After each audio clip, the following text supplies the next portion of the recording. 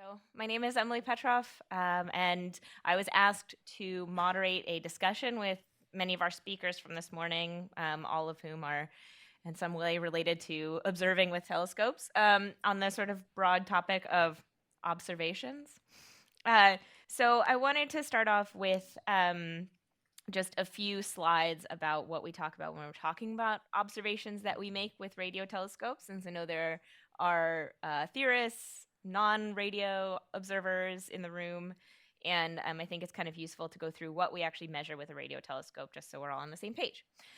Okay, so this is kind of important. As observers, what are we actually capable of measuring? There's a lot of things, but they are somewhat limited, right? So um, when we observe an FRB, we're able to measure, at what radio frequency it was discovered. Sometimes you can observe with multiple telescopes and observe at different wavelengths and see if you see an FRB at different wavelengths at the same time. We can measure the pulse duration and in some cases subpulse structure. We'll get to that in a little bit. We can measure the sky location, dispersion measure, which then from that we can maybe infer an upper limit on the distance to the source. Things like scattering, spectral features that we've heard about this morning already from Vicky and other people. We really only measure signal to noise ratio. We don't measure flux or fluence directly, right? So unless we're able to flux calibrate our instruments precisely, but in most cases with FRBs, we get a signal to noise ratio, and then from that we infer things like flux and fluence and energy. We can, in some cases, measure linear and circular polarization and positioning, polarization angle, sometimes rotation measure. If we're lucky, we can find repetition, and then we can get these all-sky rates above a certain fluence, and then we can measure things like upper limits on detection at a certain frequency or something like that. We can get upper limits on a lot of these properties, actually. Okay, so this is basically, these are the things that we measure with the telescopes. We have some different observing strategies when it comes to finding FRBs with our radio telescope. So the first slide kind of dealt with individual FRBs. But then when we're actually targeting FRBs with a telescope, in some cases we can get distributions in a large sample, like the DM distribution that Vicky showed us in her talk. We can, with a large sample, get things like a fluence distribution or a width distribution of FRBs, all sky distribution. We've seen some of these plots already today. And then for specific FRBs that we're able to localize, these are sort of two separate strategies, right? The sort of big population strategy and the localized individual individual FRBs and do precise things with one specific burst. For these specifically localized ones, we can actually get things like the host galaxy type, if there's persistent emission, star formation rate of the host, and the host DM environment maybe. But it's worth mentioning that we can't get this for all FRBs at the moment, and nor will we likely be able to get that for all FRBs in the future. And then if we have voltages available from our telescope, we can sometimes get this microstructure. We can see these microsecond bursts, or potentially we could get better resolution than that. But I will note that all of these things are extremely biased by our observing setup. So there are some things that maybe, I think this is what I really wanted to make clear before we start the discussion, is that we don't measure all things equally for all FRBs, and not all telescopes measure all things equally. And so things like the time and frequency resolution of our instrument and how we channelize, or if we're able to get voltages that we can analyze offline, heavily influences the type of information that we can determine for each individual burst. Our observing time on sky, our observing cadence, our choice of observing field, like Casey mentioned, sometimes we don't have control over where we're pointing. We just we're tagging along for the observations with other people. Things like field of view and the beam size and the resolution that we have on the sky are very important. Some FRBs, we can't localize them very well. Some of them we can do extremely well with the voltages, or with ASCAP offline, you can do a nice localization. And then also we can't get polarization for all of them. So, we've mentioned that, 11, and Vicky mentioned that like 11 FRBs have measured polarization. That doesn't mean, or that they have linear polarization. That doesn't mean that other FRBs have not been seen to be polarized. It's just that we don't have the polarization data for those FRBs, right? So we're limited there. Our telescope sensitivity, and then this is a really big one that's going to become much bigger in the future, is the RFI environment of our telescopes also heavily influences what we see and how we see it. So this is kind of visually demonstrated by this really nice plot from Well Farah's paper a few years ago for 170827, as burst from Malonglo, where this is the incoherent pulse itself. So you can see it just looks kind of like a Gaussian or a single peak pulse, but then they preserve the voltage data, and then when you go back and look at it, it has this superb microsecond structure and frequency time structure that you can see in the pulse itself. So it's, these are the same burst, but just totally depends on the way that you're taking your data, what sort of information you can actually extract from an individual FRB. So that being said, I wanted to kind of set the stage for our panel, but to kick off our discussion, I've kind of asked our panelists to chime in on a few of these topics. And so, I mean, we can go question by question, I suppose, but these are the main things that I think we might want to discuss just to kick off this hour. So this is a question to our panelists. There's many of you, so this could take a while. So what, if any, new observations do you think would be transformational to our understanding of FRBs? What do you think is the most constraining observational measurement we've made so far on an individual or a population, whatever? And then what properties do you feel are most useful for theorists? What do you think are the sort of the things that can constrain future theoretical work? So with that, I'm going to come around this side and look at our panel. And would any of you like to kick us off with any of these? All right, well then I'm just going to call on Matthew, because you haven't talked yet today.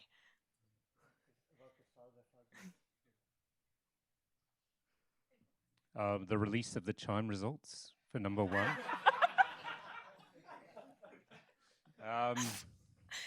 I think like fast detecting one at z=6 or something would be pretty transformational. Mm-hmm. I'm very curious to know whether something about either the maximum frequency that an FRB can be emitted at or the scattering mean, can we actually see them at z=6 even if you have fast? I'm not sure if we have any fast people here, but it's a bit of a shame. But I know that they hammered the repeater at one point and got lots and lots of bursts.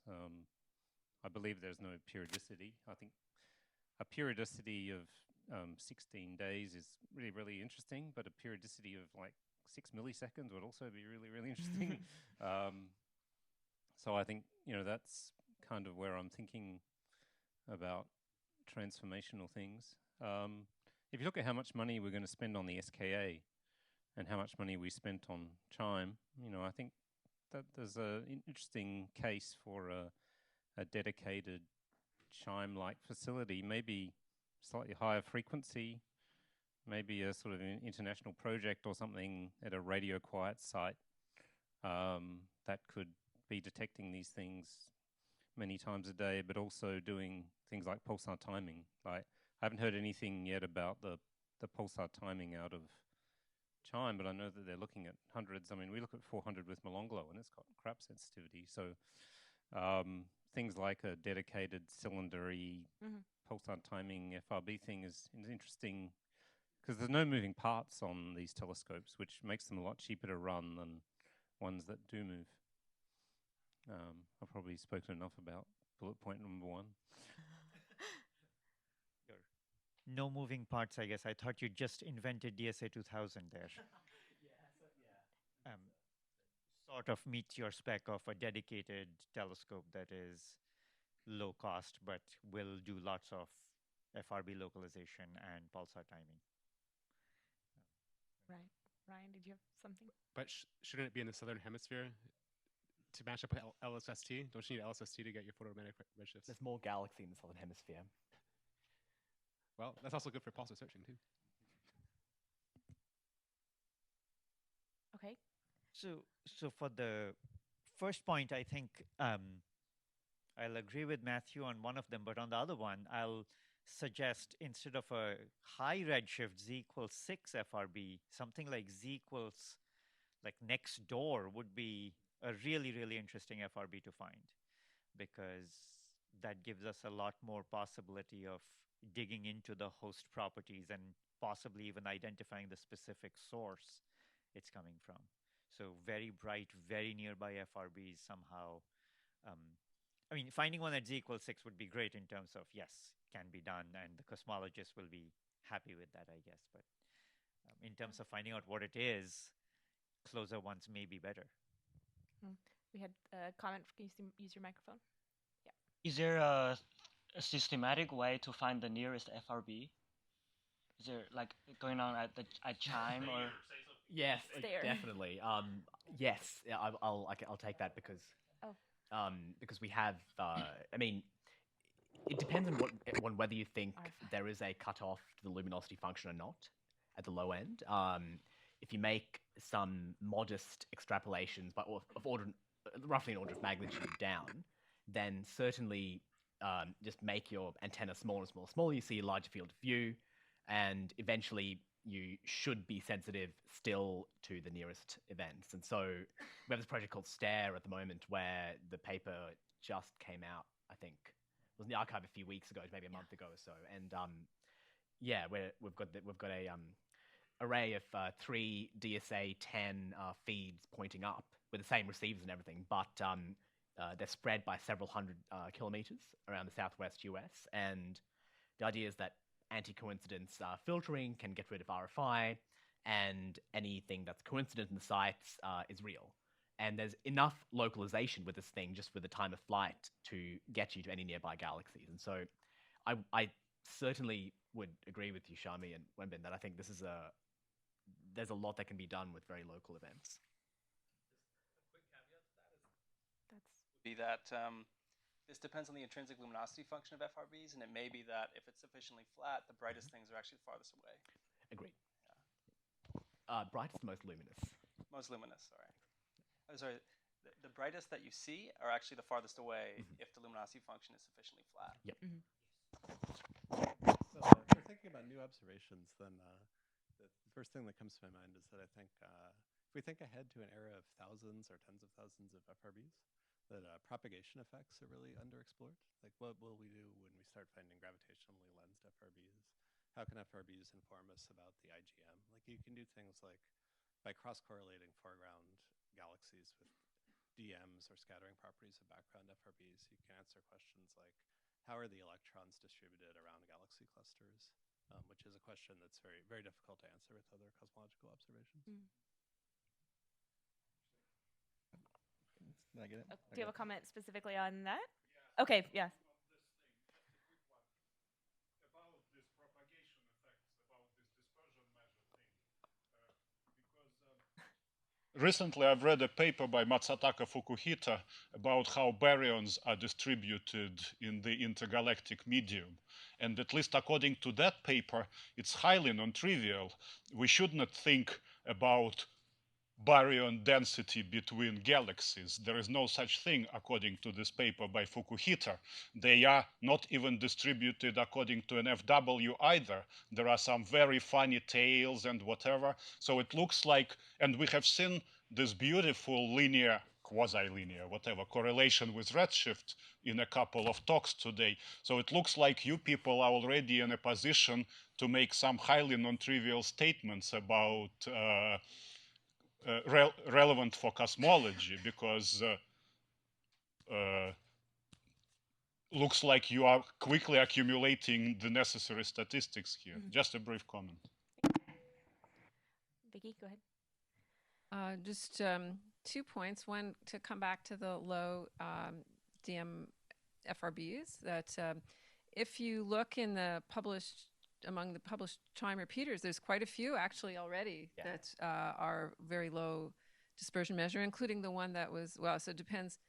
And so distance, so 150 megaparsecs, maybe that's not close enough for you, but there's others that source has a dispersion measure excess of I think 150, whereas there's others already in the repeater sample. So if you want to that have lower excess DM, significantly lower. So I would say a systematic way would be to get people should be watching those with interferometers to localize them, because I think those are already in the literature good bets for nearby FRBs. Did Chime, Yeah. So this is actually really interesting. So we use the models for the galactic content, the NE 2001 and the YMW 16 models for. And then we use some statistical guess to say, okay, is this extragalactic? We actually have three classes. We have galactic, ambiguous, and extragalactic.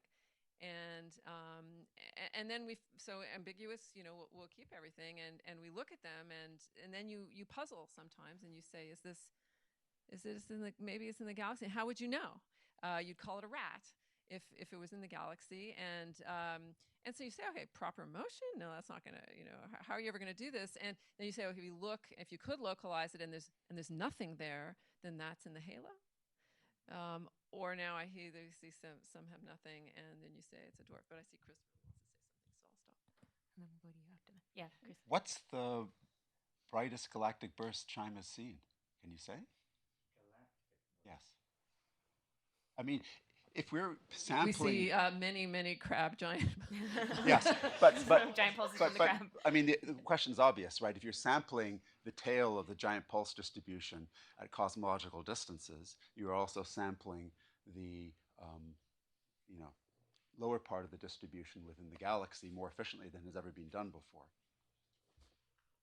Are the two distributions meeting up? No.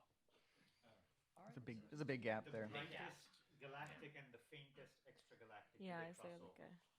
I don't think they do. Crab GPs way underestimate.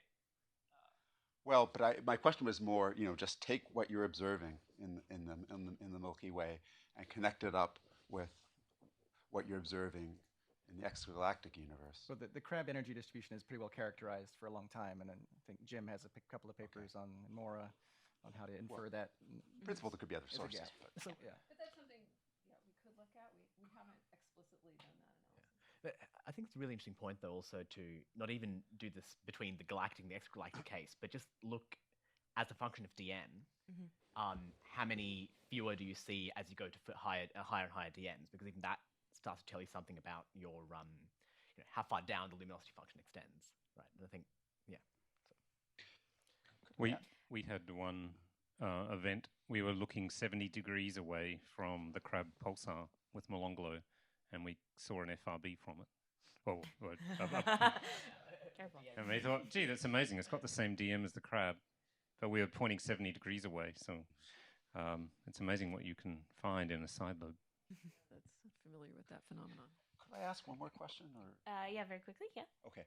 How much coordination is there with CMB experiments? For example, CLASS, Bennett's experiment, has been surveying the sky at 40 gigahertz for years.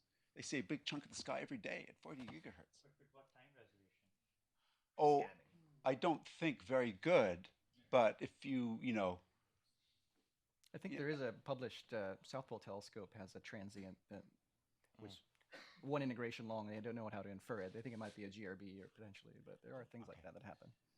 So they often scan and so often record with sub-second timescales.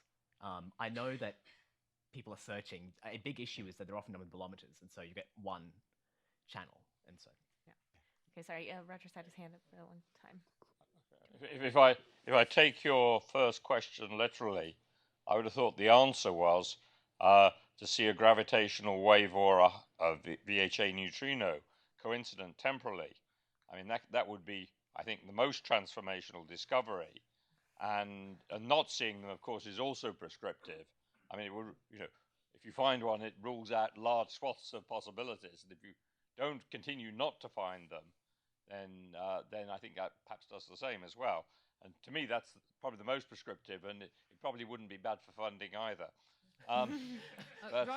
But those, these techniques are getting much more sensitive with time, just like you are. So, it's worth really plugging away with that and advertising that you're plugging away with that. Just a question. So, to what distance would you? I mean, you're talking about events within some volume that you could detect what you said. So what distance? I wouldn't make any hypotheses. It's so easy. I mean, it's not a hard thing to just look for temporal coincidences. Just like Chris said with the the big radio surveys, the resolution is obviously not so good there, but just doing it, without overthinking the problem.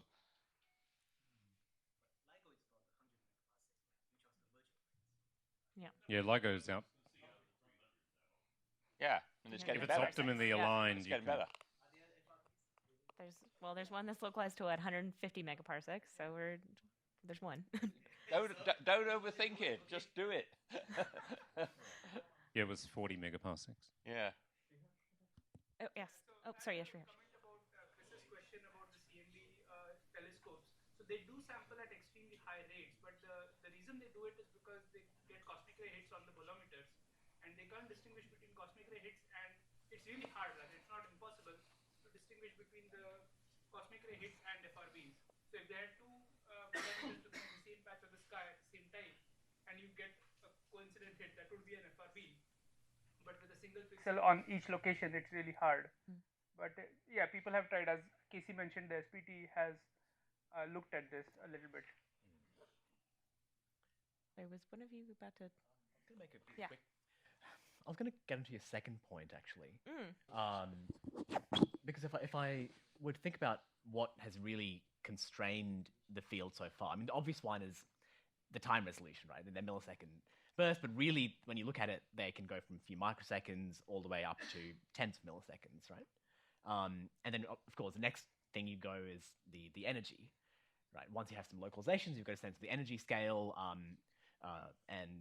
but I guess if I go beyond those two, I find it hard to think of what else we've actually constrained. Yeah. And I know that, Liam, you've thought a lot about this as well, but it's kind of hard to think about where we're actually constrained in the population besides roughly those two quantities. Laura. So for me, I think one of the most constraining observations we've made is polarization. So the very high linear polarization, and specifically this flat position angle, because we know it has to be coherent emission. Therefore, almost certainly strong magnetic fields are involved, and those are the properties which are telling us something about the geometry of those magnetic fields. And so I think that among the two you mentioned is also very constraining from the emission mechanism point of view. Is the flat PA known in 3 or 4 FRBs, right?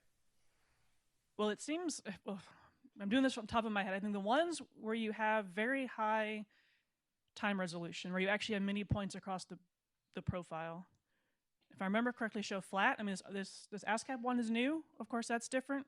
But I believe most of them have been flat. Yeah, Manisha, and Daniela also, you can chime in on this, but let's get Manisha.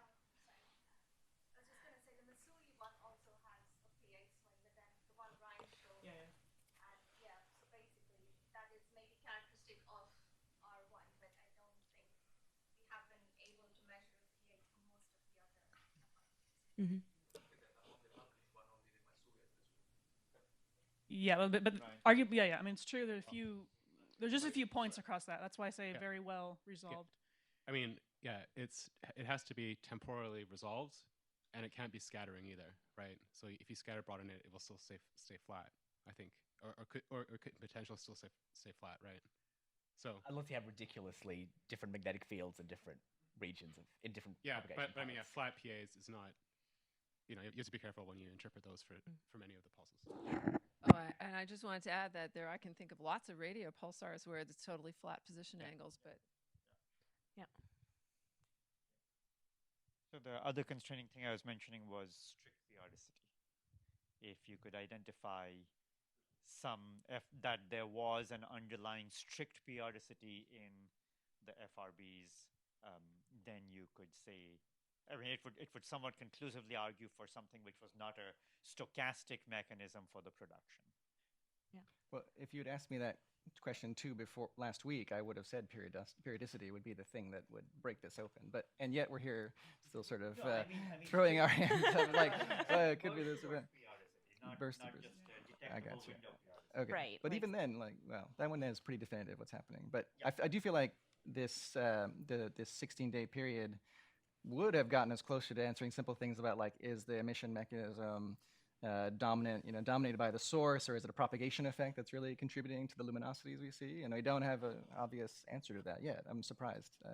I feel like we would have gotten that out of a 16-day period somehow. That's fair. So intrinsic versus extrinsic for me is like the number one question that we haven't answered, despite all the amazing breakthroughs of the last year. Okay, so Bing, and then Eli. Sorry.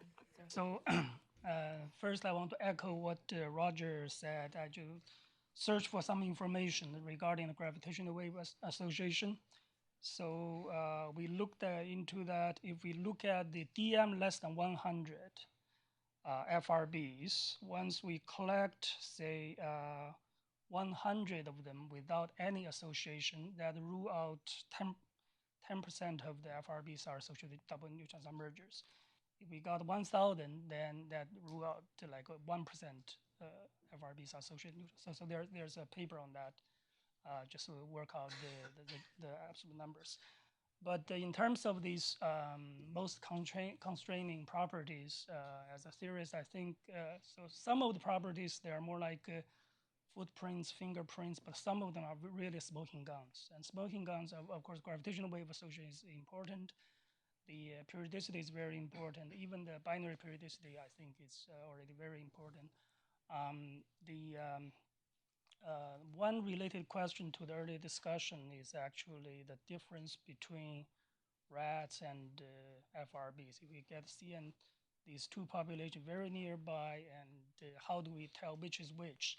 So the question is, do all rats have the strict periodicity and FRBs don't? Is that one criteria, or?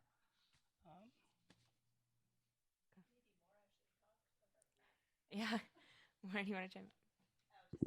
A word about the rats. I mean, on the one hand, there are a couple rats, like galactic neutron stars, that we can't detect a periodicity for. They're very rare, but there's a few of them that we have many, many pulses and can't calculate a period. And I'm imagining that's due to like very broad multi-component profiles, and you get different pulses from different components every time and kind of separated by large windows. So I think those kind of comparisons are interesting. At the same time, the amplitudes of the pulses from all of these galactic rats are not any higher than normal pulsar pulses. I mean, there's no evidence that they're brighter. And so I think you just can't really, I mean, they're so different from FRBs in that respect that it's really hard to talk about like a common emission mechanism just based on the amplitudes. And we do have some kind of FRB rats where only one pulse has been detected. And they're galactic objects. We've only detected one, and it looks definitely real, and there's been lots of re-observations. So they're analogs to FRBs in that way. But again, they're just much, much fainter. They're just like normal pulsar brightnesses. And just to ask, also spectrally, so the 121102 has these wonky spectra, which you never see in, or Yeah. I don't want to say never, but do we ever? Yeah, thanks for, So a student, a grad student at WVU and I wrote a paper like a year ago, Shapiro, Albert et al., and we looked at all the rat data we had, and we made single pulse spectral plots, just like the ones for the FRBs, and we were super hopeful that we would find that some of them also showed this very wonky spectra, and they're all totally boring. I mean, they all just look really boring. There's evidence for scintillation, diffractive scintillation, but that's about it. There's absolutely no evidence for any interesting modulation or sad trombone-ish features. So yeah. Okay, so Danielle, did you want to say something about that? Okay, great. So can we move on to Ellie's point? Can you use your microphone as well? Sorry, I'm supposed to remind people to use the microphone. So it's quite likely that the energy that is emitted in the radio is some relatively small fraction of the total energy that is emitted in these bursts. And I mean, in the popular models that are discussed, it could be 6 orders of magnitude difference or even more. So 10 to the 46 ergs emission in optical X-ray gamma rays should possibly be detectable.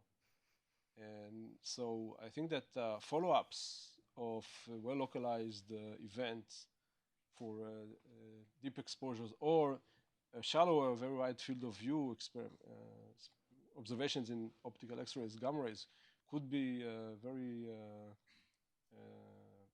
I mean, they could provide a very significant hint to the events if something is detected. Yeah. And also if nothing is detected, it's also a good, it's going to be a strong constraint. Yeah. And so 10 to the 46 ergs per second could be seen very far away. Paul. So, yeah, I definitely agree. And yeah, we have to target the nearby sources because those are the ones where we can get down to things like 10 to the 46 ergs. You know, we tried this with FRB 121102 and we weren't quite getting down to that level. So it's something we have to chip away at. Yeah. We had a comment back there. Has there been any evidence for subburst periodicities in the burst light curves, and can current observation facilities detect them? Subburst periodicities. So like, just take the light curve and look at the periodogram of it. I can. I'm on a paper that claims tentative evidence of one. I won't say any more. Any frequencies? This was the R2, I think, where one of the bursts, I think, there were 5 of them all spaced by 13 milliseconds, which was very interesting to a theory colleague of mine, which motivated a study, which actually eventually didn't depend on that. But, yeah. Jim, you've had your hand up for a while. Okay, I think for number one there, observations that constrain the age of the source are highly interesting. So I think an association with a GRB or a gravitational wave source is one thing, but really we have to find more persistent sources because I think it's the theory that has given the constrained age for FRB 121102. So it'd be nice to see a sequence. So let's get to work. Do you have a comment on that, Brian? I had a slightly different thing. So if you want to say something. Okay. Yeah. So. Okay. All right. Well, I was going to ask. I mean, I'm surprised the issue hasn't come up. But like, are there repeaters and non-repeaters? And like, so we saw these observational evidence that maybe the non-repeaters are shorter. And I've heard conflicting things as to there could be observational effects that lead to this. And I was interested in the panel's thoughts on this. Do we have evidence that these are distinct properties? How are we going to test the hypothesis that? I mean, obviously, you can't wait forever to see if something is going to repeat, but can we? How do we test the hypothesis there's a continuum of properties? I guess is the question. Who wants to talk first? Paul, why don't you? I'd say that with CHIME, we're applying, the same selection to the repeaters and the non-repeaters, and seeing that they're wider. But that doesn't necessarily mean there's two separate sources there. It could just be that the apparent width is related to more frequent repeating, right? Right. I mean, you could imagine a correlation like that. I guess I'm wondering, are there maybe Xiaomi wants to come? No, you don't. Okay. I've heard skepticism about the reality of this, but okay. No, I think what Paul said is right, that the repeat things that are easier to detect repetitions from might turn out to be broader pulses for some reason. I mean, there could be selection effects like that. And I have this complicated, possibly related to the distance as well, because the repeater redshifts so far are closer than the non-as-yet detected repeat distribution. So actually, I showed the slide, but I was running out of time. If you look at the dispersion measure distributions of the non-repeating CHIME FRBs and the repeating CHIME FRBs, they're pretty similar. Wait, they are similar or they're not similar? Well, so they differ. There's like somewhere between a 6 and 8% probability that they come from the same distribution. Right. So they are the same within 2 sigma or less. So, Vicky, so the plot in the paper argued that they were different distributions, but to me that was just evidence for possibly like the host galaxy contribution from repeaters being more significant. The width, I think you might be thinking about the width. TM distribution. There's the published distribution. Microphone. Yes, that's right. And those are different. Right. So okay. Well, it's because the first one involved 12 sources. Yeah. So that and the been second overtaken is no longer. Yeah. Well, the first one there wasn't a significant difference either. Okay. So Vicky, it's 2 points. One, actually, just a question. Is it easier for you to detect repeat pulses in any way? So do you, for example, have lower thresholds, particular DMs and times, or once you found a single burst? Yes, we have a lower threshold, but when we do statistics, if we're going to do them, we're not going to include the ones with the lower threshold. Yep. Good.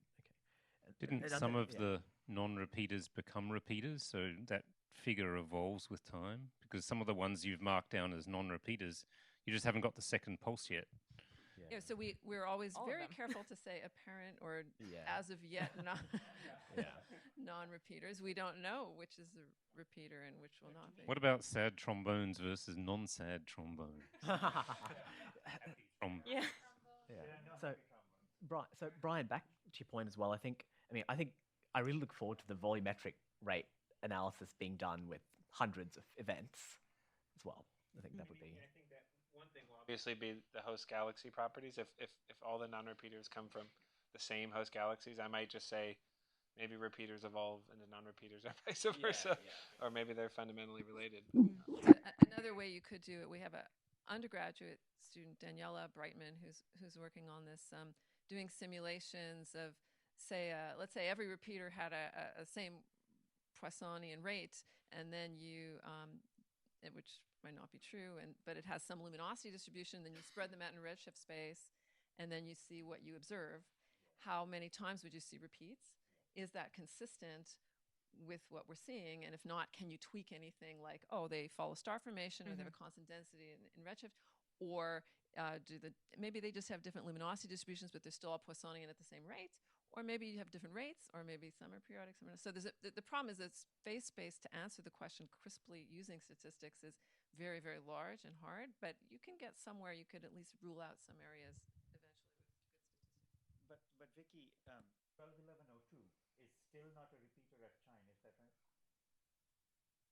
Yes. So that's a whole can of worms that. Yeah. Yes. Is it a sad trombone at Chime? Alex should answer this because he wrote that paper. I think so. It was kind of hard to say, the scattering versus the substructure. Like, it was faint and sort of unresolved. But yeah, we think, we measured a drift rate for that. But just once. Yeah, just one. Yeah. Okay. X, you want to? What are your approaches and plans to publish analyses of your biases related to DM and scattering going forward? Question. Survey teams want to tell us? There's multiple teams there. To all of us. Why is it? Yeah, it was all of you. Right. Yeah. What's our plans? Some of it was published in the 20 FRB paper. So we did some work in the supplementary material, which sort of discusses the issues with our, fat channels, etc. I think scattering is another can of worms because you need to have a model for it. But I agree that I think an interesting question is how much does understanding FRBs depend on having a good estimate of a rate, right? That's the fundamental question. Like how much, because it is hard, right? And it's kind of it could be a roadblock for some teams, right? Mm-hmm. And how much can you get by on just events? Yeah, I think it's a huge challenge. Having 700 events as we do in Chime is wonderful, but it also means you have to do statistics. Even a simple result like just the scatter plot of DM versus scattering, say. It's easy to plot what you measure, but what's the probability that if an event had been in a particular part of that plot, you would have seen it? How do you correct for the selection is a huge problem. And that is the big obstacle that we are confronting in our catalog paper.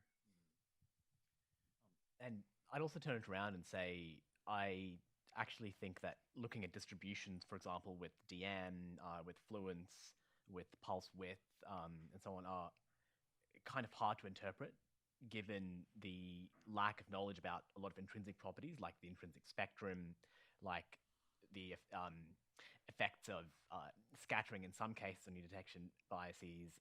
I think I would turn around and sort of say, I wonder, kind of agree with you, Ryan, that it may not be the most constraining thing to have these all nailed down. Yeah, that's fine. just to, I forget which question this was related to, but I thought we should at least mention that we recognize that you certainly, if you're going to be detecting hundreds of FRBs, as we are, you'd want localizations for them. And so one thing that we are working on in parallel are outrigger telescopes for CHIME. So sort of smaller versions, but at 1,000-kilometer baselines that could use CHIME as a trigger, and our trigger is already operating, but could be buffering baseband data and dump it so that you get quasi real-time localizations for those bursts, and that's something we're working on. Cool. Harish. Okay, so because I think you showed about 500 FRBs or something like that, right, from CHIME in the histograms. Yeah, so I think it's interesting to now think about strong lensing, because 1 in 1,000 sight lens to, let's say, redshift 1 is strong lensed, and depending on the slope of the luminosity function, you probably already have there's in a flux limited sample, there's a detection bias to lens things. So you probably already have a strong lensed source. But the problem is the typical lens is like an arc second in size, so the time delays are like weeks. So since all of you are here, I think it's nice to kind of brainstorm maybe a little bit on how you would maximize your chances of finding the second burst from the lens, like it would look like a repeat burst basically. Daniele, did you have something? You put on your mic? Yeah, it's hard to hear you. I just want to comment on that because it depends on the lensing regime. So if you are thinking about lensing from like intervening halos, then sure, it's weeks. But if you're thinking about machos, then it could be around milliseconds. That the second part is easier to be certain, because you can use raw voltages to see if the phases of the two signals are actually coherent. In the first case, you can only do that with intensity, I think, and it's not so hard to find, two peaks that look alike, but it's much harder to find to convince yourself that these two peaks are actually the same length. How to do that, I'm not sure. If you have ideas, sure. Liam, you want to say something? Specifically for strong lens ring, where you do have to wait 2 or 3 weeks or months or something, and with which you can go after H0 and do cosmology and all this fun stuff. Transit telescopes could look at the NCP, so that you're always looking at the same patch, and you don't have to get lucky, for example, with CHIME, that you're just on the repeat event when the lensed image shows up. Yeah, that was my answer. The obvious thing is to build a survey which looks at either the north or the south celestial poles. So you always have the same amount of same patch of sky. This is also, of course, interesting for statistics on repeating versus not repeating. If you always have your sources always in the sky, yeah. So it's interesting for many reasons. Yeah, but then you see two bursts a week apart that look similar. Yeah, but that's a different story. Then you go into the voltages, but first you actually have to detect the lensed. And if you don't have a telescope which is constantly looking at the same part of the sky, you have to go to some sort of deeply complicated monitoring network that always tracks the source, in the hope that it eventually goes off again. Because you know maybe how far within, it's going to. Yeah. Ryan. Do the lensed images have the same dispersion measure? I think they should be fairly similar. If you can undo the dispersion effects and you have the voltages, but like it's going to be like should correlate. But it's going to be like 50 DM units different, or 0.01 DM units different? So this stuff is worked out, I think, in this Eichner paper from a year or two ago, and he claims that you can remove these dispersive effects and just recover the raw voltage time stream. Yeah, I agree that. I just worry that you're not going to be able to associate them, because it's going to be 100 DM units different, and you're not going to. I mean, as long as it's a linear filter, right? As long as it's a linear filter, you're fine. But you would think there were different FRBs. Yeah, that's my point. Yeah. Micro-arc second deflection angle, so you're really going to get 100 units of DM difference? Well, it depends on the time delay as well. No. I think if the lensing is from a halo, the DMs can be significantly different. For micro lensing. Yeah, I think I agree with compact objects. Macho techniques is probably fine. Modulo, you have to undo the DM, which is not just 0.01 into the 10 to the -5. And could the scattering be different? And then you can't undo it? But wouldn't you resolve the source if you've got a 10 kiloparsec baseline for VLBI? Okay, let's go to Sterl, who has a question.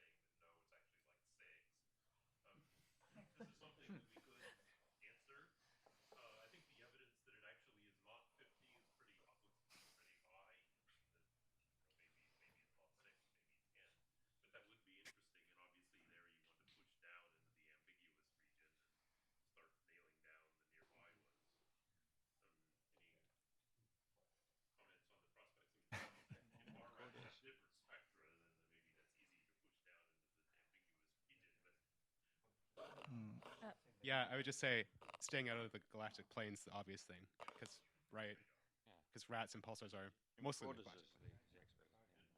Yeah. Okay. Anybody? Wenbin, did you have a comment?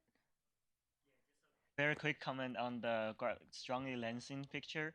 So the lensed image would arrive a week, let's say a few weeks later, and in a millisecond time scale. So CHIME is not seeing the same patch of sky because CHIME only sees an hour per day ish. So it may just miss by chance. You need actually 10 times or 30 times more bursts in order to find actually the lens one than the one over the optical depth. But that's Laura's point about observing the celestial pole, where you're But your area is small. If you only look at the pole, then you. No, I mean, talking about it focuses on the pole, but you have a wide area. It's always rotating through your telescope. Yeah. CHIME only see a strip. Yeah. CHIME sort of tilts it slightly. Yeah. Pop it up. Yes. Okay. I don't think any breakthrough will come from lensed FRBs in the next decade, actually. I think we should get back to talking about things that will.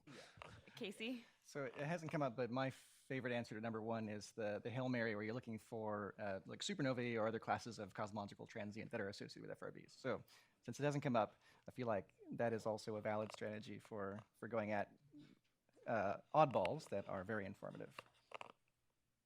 I think it'll be very interesting to see how long repeaters repeat for. Do they last for a year or a decade, or is there going to be a conference in 1,000 years still talking about 121102? I thought it was wild how the DM's getting bigger, not smaller. Yeah, it's pretty cool. But I don't know what it means. Yeah. Just on that point, though, maybe we should discuss this in a second. But is there any way that is not proper motion of a source? But you have a flaring source, you have a shell around it. It's being, you can find the right situations where it's being ionized, slowly ionized. So you can come up with situations. You say every flare makes some ionizing radiation, which we can't observe because it's too far away, but it's sort of ionizing its way through a shell. So I think there are ways to do it, but how contrived we can describe. Brian? If you just sweep out material, if it doesn't change its ionization state, that will cause an increase in the DM of time under certain conditions as well. Why does Adam go down? Isn't that just geometry? Can it just be geometry? Projection effect. Maybe. Wait. What's causing the RM? That's a better question.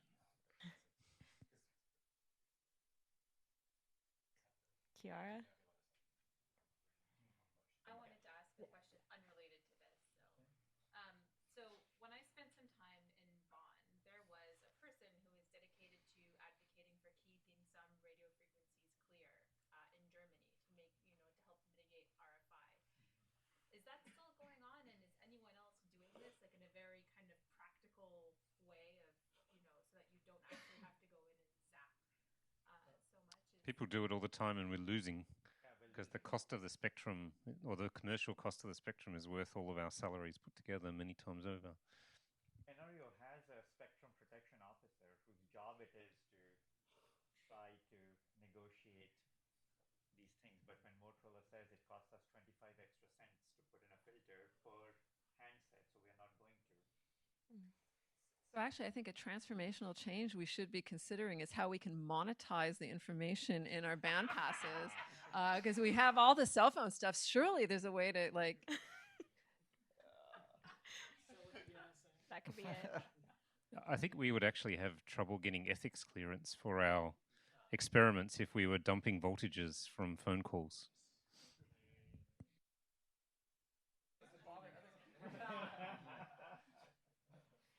Harish? Well, Astron did, I don't know if you can call it victory. So we have a lot of reflected RFI from windmills, and there's like, that is also a pretty big industry. And I think Astron and the company building the windmills work together to actually change some of the designs in their alternators to get rid of a lot of the RFI. Maybe I need to use microphone. No, it's okay. Sure. Yeah. Quick question for Vicky. What is the satellite RFI situation at Chime? Satellite RFI. So certainly we see airplanes routinely, and that was actually figured out by an undergraduate who noticed the pattern was the same as the flight pattern at Antarctica. So I don't think we've carefully studied which of our events are satellites. I'm not sure we know the answer. Yeah. At Meerkat, about half the band has to be zapped in order to do FRB searching at L band. The band. Is that? Wow. 40 to 50%. Yeah. Roger, And, is it really? Oh, sorry. Go ahead. Yeah, just like when we observe at lower frequency with ASCAP from 700 megahertz up to gigahertz, it's 4G. That's the dominant thing there. So it's not the satellites. I think are typically at higher frequency. Yeah. Okay. Yeah. All right. So we need to wrap up the discussion for lunch. So I'm sure we're going to continue this over lunch, but I do want to give the younger members of the audience before we go any chance. Does anyone want to weigh in on what kind of observations you guys think are useful or constraining? Or Sriharsh? So one of the points which was sort of tangentially made about the bright nearby bursts is that, but it was not discussed more, is that side lobes of telescopes are incredibly good at detecting bright bursts. So CHIME has probably an area of about 8,000 to 10,000 square degrees, where we can see bright bursts. But it's really hard to set up your pipeline so that you can detect them and not throw them out as bad things. Mm-hmm. So when you design pipelines, that's something you should consider. Like, a telescope does do a very wide, low sensitivity search as well. Yeah. Excellent point. Okay, so I think we need to wrap up to go to lunch. I want to thank all of our panelists and all of the people who participated in the discussion. We've had, this has been really nice, but we have several discussions going on throughout the week, so I'm going to continue to encourage young people to speak your mind and don't be afraid to speak up throughout the next few days. We really want to hear from you. I want to hear from you. So with that, let's thank everybody and go to lunch.